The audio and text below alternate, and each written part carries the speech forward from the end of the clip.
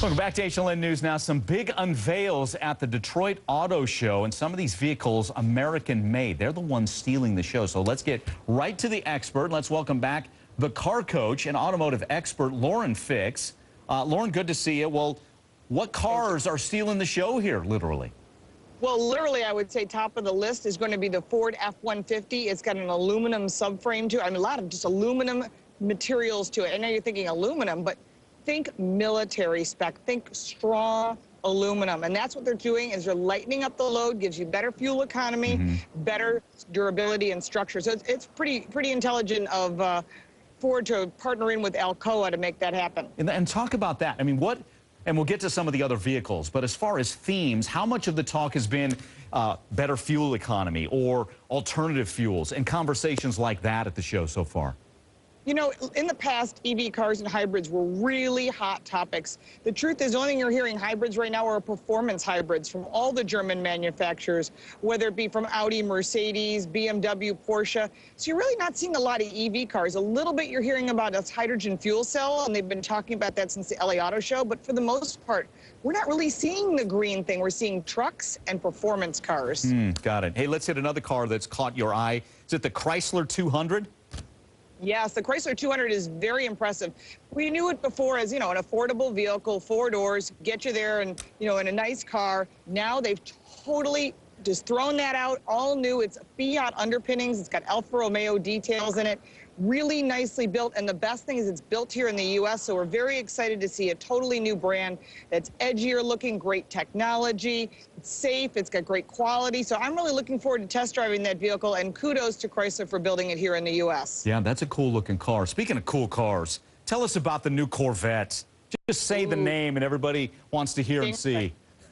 Yeah, this is the Stingray. Now, we saw that launched in the past. What we're talking about is the Z06. That's the performance model, 625 horsepower. Now, again, this is not green. This is something that's all about power. We're seeing a lot of sports cars being presented here. And with 625 horsepower, you're talking about a real monster that's really meant to get the full capability on a track. They also launched the race version, which is the C7R.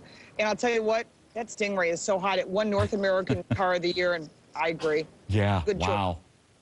Forgive me for drooling over that vehicle. As we're watching that, you're talking about it. Oh, hey, we talked a little bit about fuel economies to get away from specific models that have caught your eye. What about the technology? And I'm talking about, let's say apps, social media, anything that you can, weave into the driving experience. What are we seeing there? Absolutely. You're seeing a lot of manufacturers that are saying, we're going to open source our content. In other words, I've got a vehicle and I want to create my own app. I'm not happy with what I see out there. You can make your own open source any way you want. You can make it your usual drive route, whatever you want, and you can submit it and have it brought into your vehicle.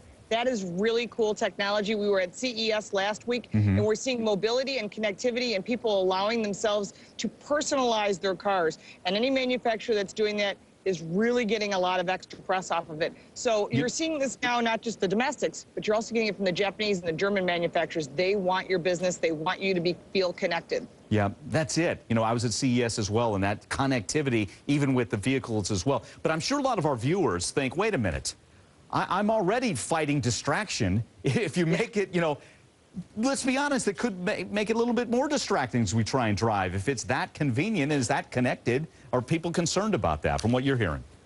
Well, there's a little bit of concern. I think the big thing is they're also coming up with more ideas to allow consumers to be safer on the road. Heads-up displays, you've got lane change departures, and you think about these autonomous cars that allow us a little bit more freedom. You're not going to see those till 2020. And we saw a lot of that at CES, but in reality, we're starting to build ourselves to that way, lane change departure, blind spot detection, cross traffic alert. And so that's helping you be a safer driver on the road. Just wear your seatbelt. Make sure you're, far enough away from the airbag, which is 12 inches from the center of your chest to the airbag, and you're going to have a safer ride. And that's really important as we're trying to improve safety as well as giving you all that fun connectivity. Yeah, I had a chance myself to sit in a Ford vehicle, and Ford's working on that technology where you're alerted, vehicle-to-vehicle communication, that split second ahead of time, which could save some lives. down the road. Right, and a lot of the Germans have that too. They call it active cruise control. You leave your cruise control on. Volvo is one of the originators of it, where it actually is pedestrian cross traffic. So if you're slightly distracted by the radio, navigation, the phone, whatever it may be, and somebody walks in front of you, a dog, an animal, anything, it doesn't have to be living and breathing. It could be a ball. The vehicle will come to an absolute zero stop. Yeah. In a safe enough distance. So that's really great technology. No, it is. And to, to be alerted by your car, either by audio means or to be buzzed or anything can help here. Hey, Lauren. Visually, yes. Yeah, great talking to you. Thanks again. Appreciate it. Hey, we're talking about driving. What about distracted driving?